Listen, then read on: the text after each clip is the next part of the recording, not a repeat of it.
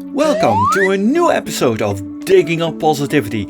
This month we are having a wonderful interview with a very awesome force behind the furry VR community, and with the holiday season starting, I would like you to be part of the Furry Charity Index at the end of this year. More information about that after the charity. But besides that, we also have some wonderful animation news, positive vibes, but first...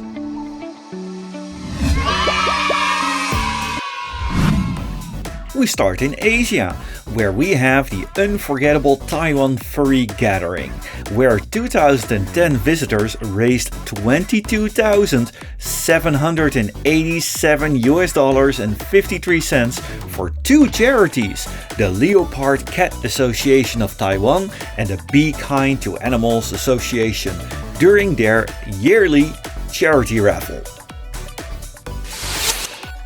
The wonderful furries from Denver, Colorado, in the US have raised a very respectable $22,357 together during Denver for Almost Home Adoptions, a lovely cat and kitten adoption center, sanctuary, hospital and hospice.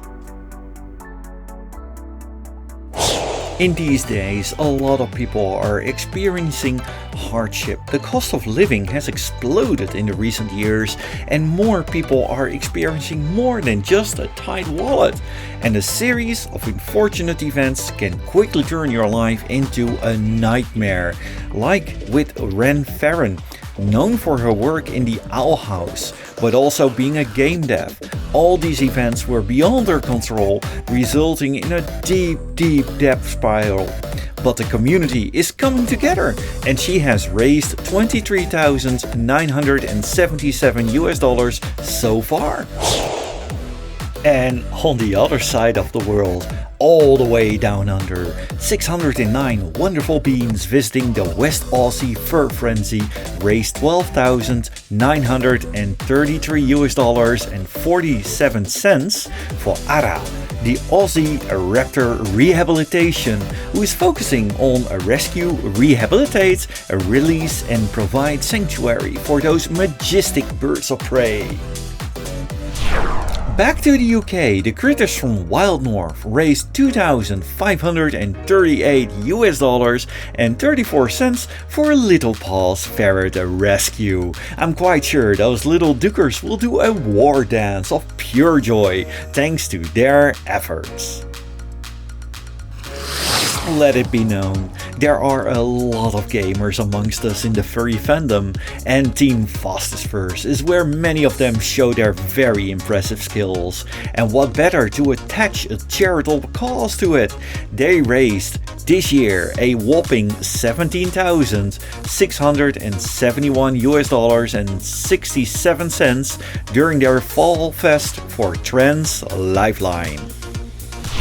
Meanwhile, the furry visitors at Gateway Furmeet have raised $19,254.74 for St. Louis Pet Rescue. Those are a non-profit focusing on saving pets from local animal control facilities and other situations of neglect. At Western PA Furry Weekend, they did not just raise $21,000 for animal advocates, but they also adopted a cute little kitten from this wonderful organization that works hard for animal welfare in the Pittsburgh area through rescue, care and placement of companion animals, like that cute little kitten. So many people do charity work for different reasons. Some of them are very personal. Beeton raised $300 during a charity walk called Out of the Darkness for the American Foundation for Suicide Prevention. Not just for him, but also in honor of his sister. The visitors of Alamo City Furry Invasion raised $12,659 for Be Positive, an organization dedicated to saving huskies and other large dog breeds that are on the euthanasia list or are in need of urgent help. Last month we covered the South AfriFur Convention and their adopted turtles. They shared some more videos about them on Telegram. All the hatchlings are growing at a steady pace and having a healthy appetite, resulting in some healthy gains, roughly a quarter of their original weight in average. So yeah, that's amazing! Oh man, this was a big list, and we still have a good quarter to go this year. And all the charities covered in this show, well, they are now over $1.5 million worldwide. At the end of this year, I will have a big Furry Charity Index, and I would love you to be a part of it. Besides submitting a charity in the form linked below, you can also make a fun little video sharing your most awesome moments this year or giving your best wishes for 2026. Please do submit it in the feedback form at the description below, and you might just end up in the big Furry Charity Index at the end of this year. And now, on with the show. These days, a lot of video games are being announced featuring anthropomorphic or, well, as many say, furries. GNAW is one of them. It was a nice day in Dino City until a meteorite, get it, crashed into the city, leaving the citizens in disarray. And I really like the return of these cel-shaded graphics. It gives it a nice comic book vibe. Plus, finally, a velociraptor is a protagonist. It was about time. This game is set to release in 2026 for all major platforms. This is a song for the future. When the days are cold and blue. FC5 released a wonderful video clip called Transition, about passing time, how things change, and it's truly a wonderful song, and the animation is very well done. This song hit me quite in the feels when I heard it, and I saw that beautiful animation. Do check out the full song on their channel FC5_, linked in the description.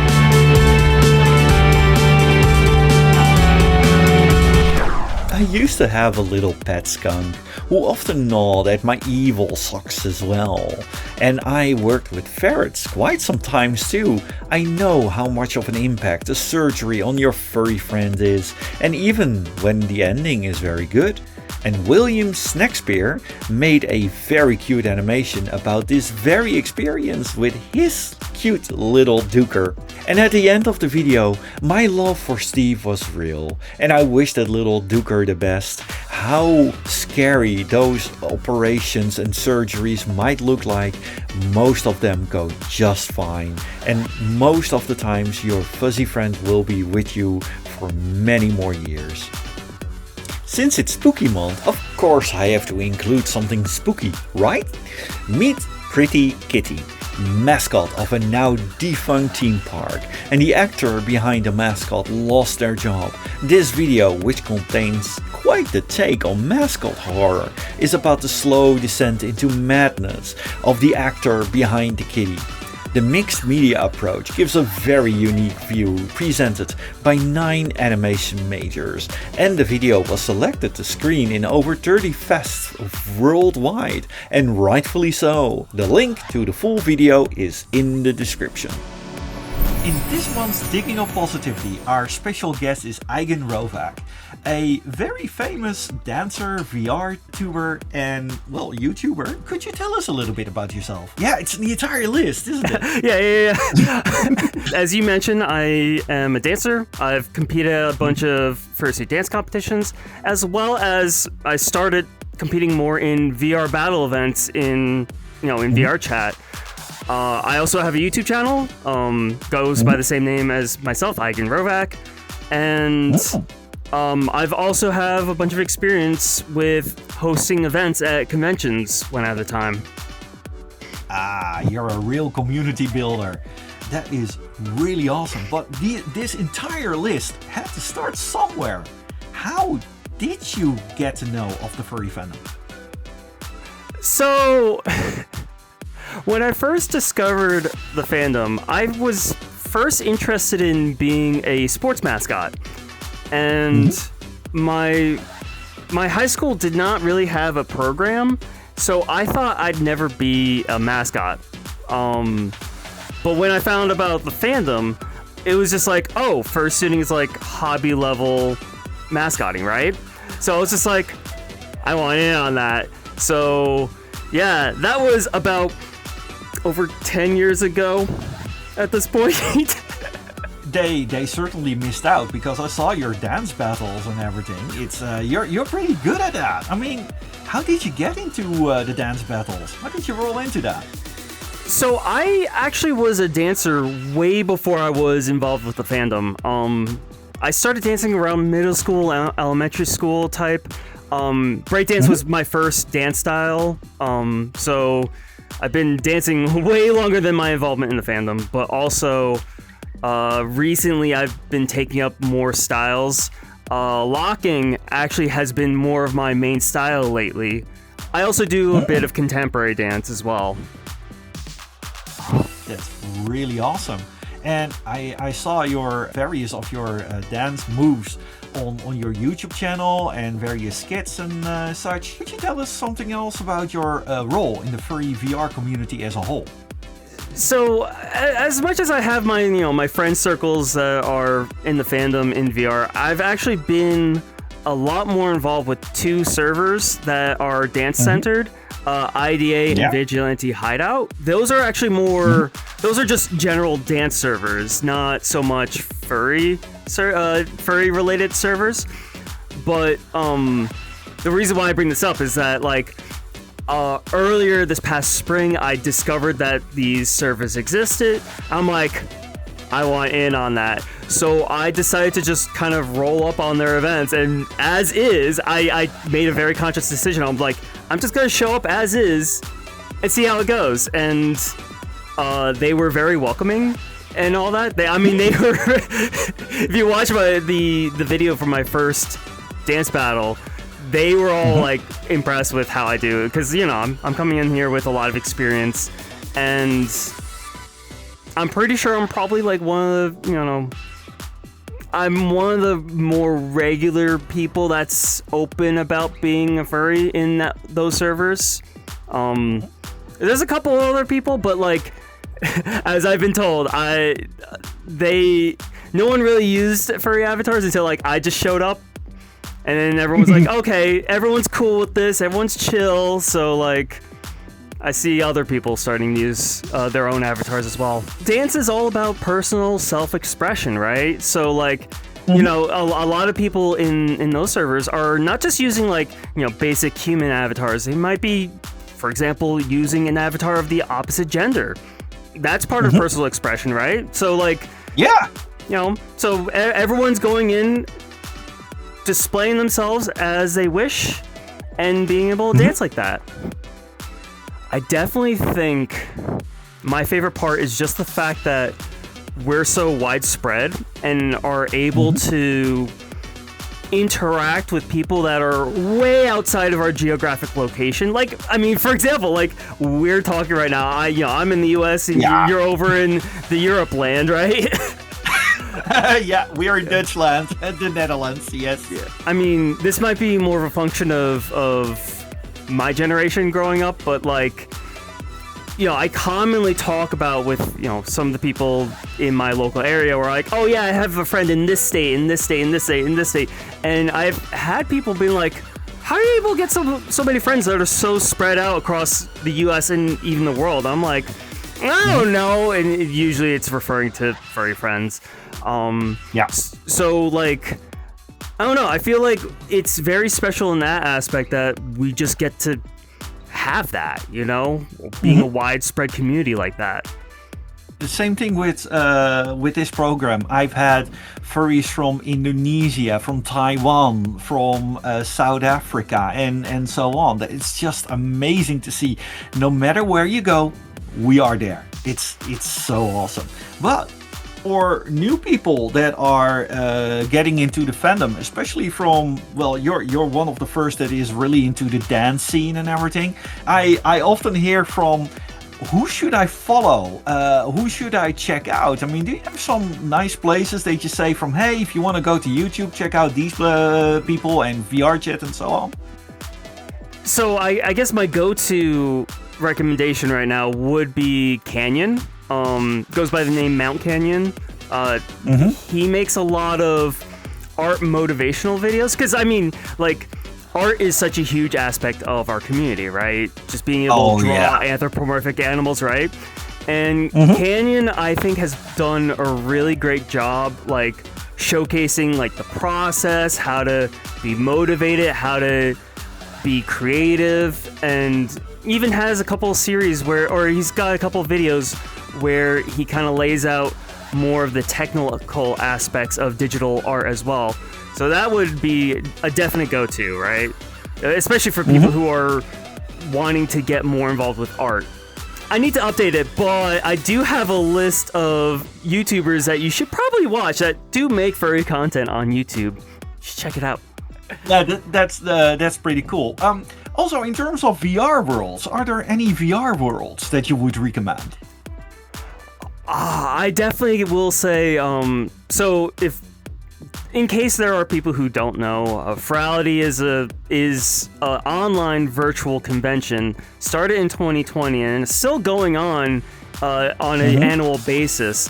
And one of the cool things about Furality is that they actually are able to make the worlds from the conventions, the worlds that they actually make for the con, they make public to so that everyone can just be able to hang out in. I would definitely recommend checking out the worlds made by Furality then. Oh, yes. Two of the people behind there, Hiu and Photographer, that were my previous guests, and the worlds there are just amazing, especially the lights. As someone who worked in post-production with lights and everything, I am so impressed when I see that. It's just amazing.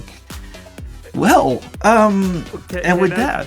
Can I just say one little comment? Hayu's composition skills and what he brings to the atmosphere of Furality has just been absolutely amazing. Yeah, it's I am so incredibly happy with people like him and you, of course. And with that, I would like to thank you for this wonderful interview and that you took the time in your chaotic schedule. I mean, trying to sync our schedules together was a challenge in itself. And thank you so much. Thank you for having me on, and thank you for the patience of me trying to get all this stuff set up. This is great. Oh, it's perfectly fine. It shows your skill, man. Hey, thank you. Thank you so much for staying with us till the very end. Every week I have an art stream on this very channel and on Twitch where I draw stuff while listening to some relaxed, vibey music. But if you want to support me through some coin, you can become a Patreon member or a YouTube channel member, and often you get to see Digging Up Positivity videos just a little bit earlier than the rest. Or you can become a Twitch subscriber. Either way, I love every bit of support from you wonderful beings, including these amazing folks. On Patreon, we have Cosmic with a K, Barré de Floef, Els Dekkers, Ishnula, a Manic Spectacle Cat, Tarls Blackburn, Tantru McNally, and on YouTube we have the channel members Rex the Warhorse, Lorek Burnison, Joey and Mavi, Whiffer, Longtooth, and of course on Twitch we have our following subscribers: Svex the Mischievous Fox, Vita Cortez, Evolver TV, Falconio, Lady Lian, Ethan, Light Nympha, Maarten W, Yaboyin, Hansana Janssen, Jake RG, and Longtooth. And of course, a huge thanks to all of them. And you! Our next episode will be on December the 6th, featuring a very musical guest, and I hope to see you all there. Many hugs and stay awesome. So, say it. Say the thing! I mean, I need to update it, but I do have a list of YouTubers that you should probably watch that do make furry content on YouTube. You should check it out. I'm assuming that you're gonna put the thumbnail here, right? Yeah. Yes.